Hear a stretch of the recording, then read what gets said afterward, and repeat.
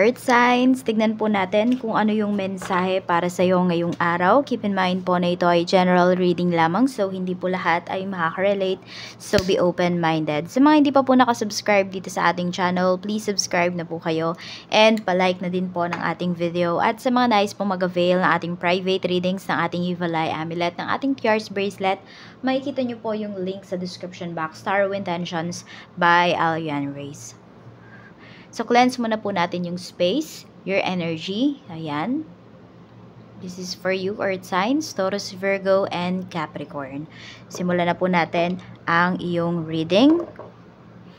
Ayan. Mensahe po natin, Spirit Guide for Earth signs. So, we have Ace of Autumn. Ayan po. So, sinasabihan kayo dito na may windfall of money. So, there's a lot, there could be a big amount of money na marireceive po kayo. Ayan. So, meron din dito mga pagbabago na pinapakita pagdating sa inyo pong career. So, of course, this is all about your decisions. Oo. Earth signs. Hindi yan, yung iba dito, pwedeng may biglaan na lang na opportunities na lalapit po sa inyo, may offer na darating sa inyo. Pero yung iba po sa inyo dito, talagang paghihirapan nyo po ito. Pero worth it naman po, yung mga paghihirap po ninyo. Tignan natin, we have the Dreamer. Ayun. So, some of you nga is you want to try something new. Parang same kayo ng energy ni Water signs. So, we have Princess of Winter. Exploring po yung iba sa inyo. Ayan. Or sabihin natin, pwede ngayong araw na to is, yung energy nyo po, parang hindi kayo mapakali. Ayan, meron dito, hindi kayo mapakali. Meron kayong mga bagay na gusto po ninyong itry, gusto ninyong gawin. Tignan natin. So, more on, meron dito pwedeng nagiging mas adventurous kayo ngayon. Tignan po natin ano pa yung mensahe, Spirit Guide. Mensahe pa po natin kay Earth signs, Taurus, Virgo, and Capricorn. Meron tayo ditong invocation. We have ceremony. Meron ba kayong mga nilakad na mga documents? Tapos, pwede po na may maa-award po sa inyo. Pwedeng meron pa kayong pipirmahan. Ayan, so pwedeng kontrata po ito. Baka may pipirma ng kontrata ngayon. And meron kayong, basta merong more on about legalization yung nakikita ko dito. So, pwedeng meron ditong manunumpa because pwedeng magiging permanent resident na sila. Yung ganyan, tama ba? Or yung citizenship po ninyo. Yun yung nakikita ko dito, Earth signs. Ayan. So, diba, nilakad nyo po yan, kaya makukuha ninyo. Pwede rin, meron dito, pwedeng usapang pera talaga to eh. Pwedeng meron kayong pipirmahan.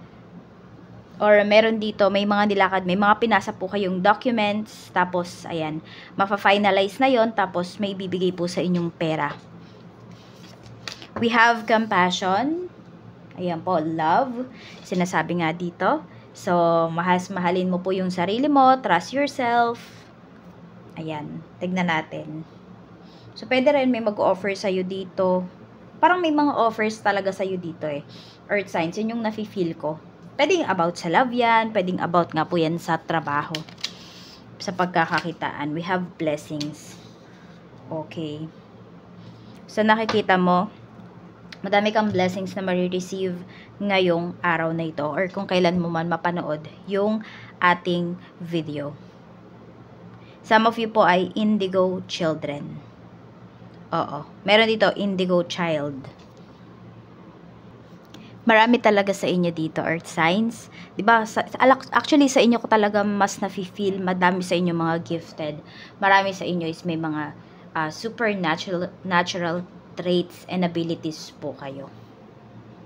Kaya nga dito ko din madami akong nafe-feel na may mga healer talaga dito na mga Earth signs. Oh, lagi yun sa inyo. Actually, pag may mga nafe-feel nga ako na mga spirits, ayan, dito din yun sa ano ninyo, sa elements din po ninyo. So, tignan natin kung ano pa yung mensahe. Spirit Guide, mensahe po natin for Earth signs, Taurus, Virgo, Capricorn. Ano pa ba yung mga paparating para sa'yo ngayong araw na ito? So, may mga blessings kayo na marireceive sa money, sa love life po ninyo.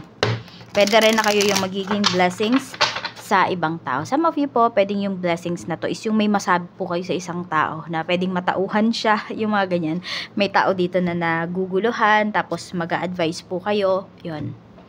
So, yung pagiging blessings naman natin sa ibang tao, hindi lang yan yung may maibigay tayo sa kanila na pera or what. Pwede rin yung attention, yung time natin, and efforts, or our words. Tignan natin, ano pa yung mensahe? Ano pa yung pwedeng mangyari sa'yo ngayong araw na ito? Meron tayo ditong page of coins. Okay. So, meron ba ay nasa training ba yung iba sa inyo? Pwedeng meron dito, bago lang po kayo sa trabaho. Pwedeng kaka 3 days pa lang yung iba sa inyo. Or wala pang 1 week. Ayan po. So, pwedeng nagpa-practice pa kayo dito. Knight of Cups. Meron tayo ditong Justice. Ayan po. Parang may gustong tumulong sa inyo dito. Yun yung nakikita ko. Earth signs. Okay? So, may mga opportunities talaga kayo na marireceive. May mga opportunities na i-offer po sa inyo. Exclusively sa inyo lang yan. Tignan natin. Kung may mga kaso or may mga legalizations naman po kayong mga kailangang ayusin dito. So, ayusin nyo na daw po. Ayan, mukhang may makakatulong naman kasi talaga sa'yo. Sabihin natin, hindi po lalapit sa'yo yung tulong na yun. Pwedeng ikaw yung mag-a-ask ng help. So, ayun lang. Kailangan mo din dito ng pera. Lalo na kung usapang legal yan. Tignan po natin ano pa yung mensahe pagdating naman po sa iyong family.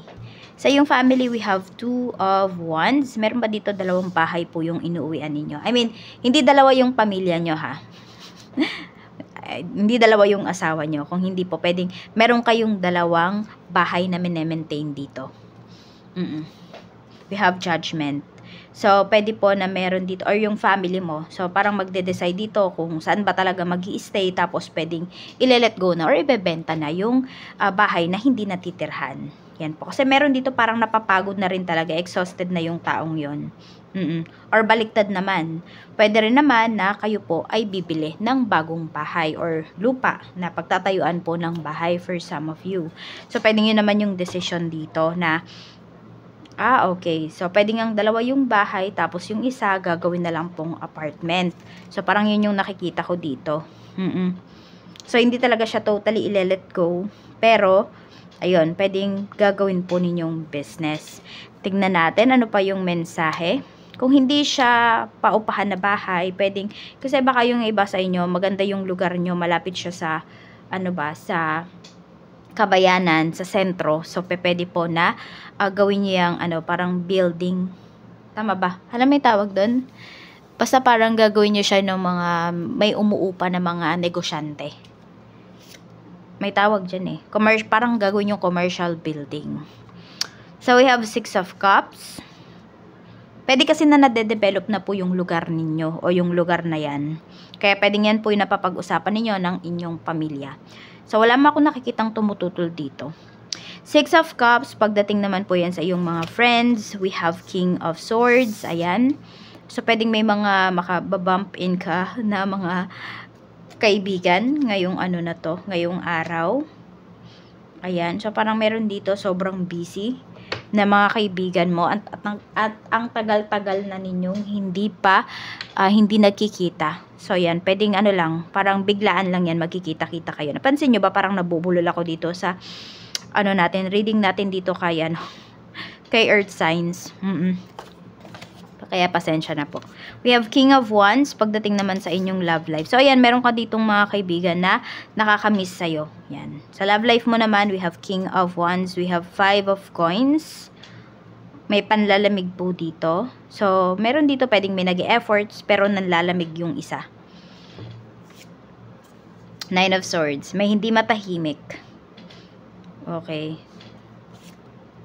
The Hermit.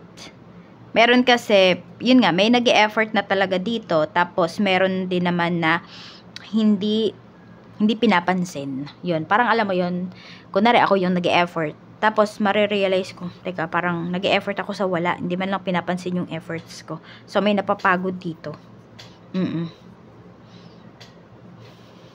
Tignan natin.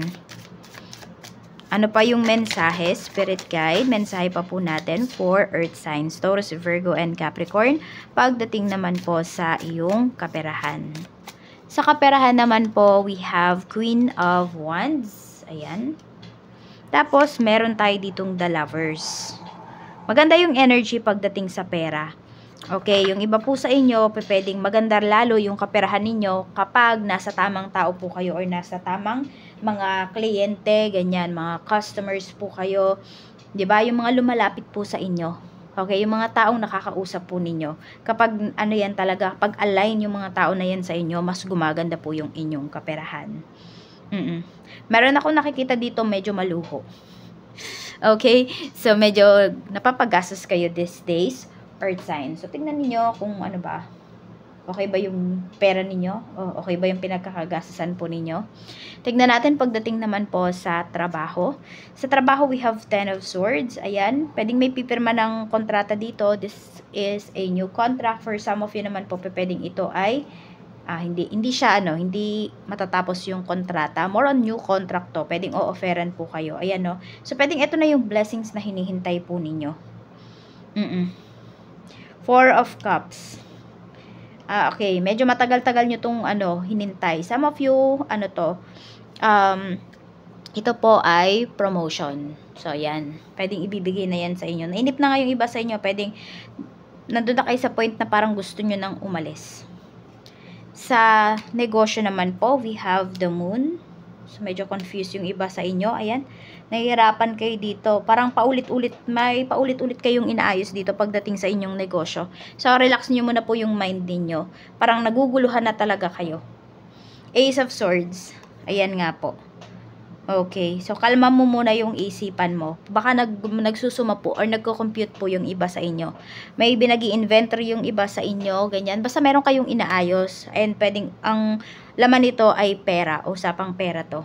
Okay? Or yung inaayos nyo is about sa pera. Kaya naguguluhan po yung iba sa inyo. So, relax muna. Okay, kamusta yung sales ninyo ngayong araw? We have 3 of Swords. Ayan, naguguluhan kayo. Tapos, ito din, yung sales po ninyo. We have 3 of Swords. Pwede may nag-tridor sa inyo dito. Ayan po. Kaya naguguluhan yung iba sa inyo. May nangupit ba?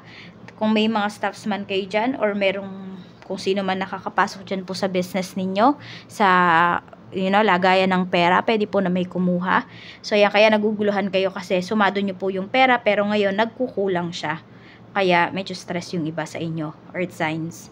At ito naman po yung inyong lucky numbers. So, we have number 23, 33, 12, 9, 57, and 16.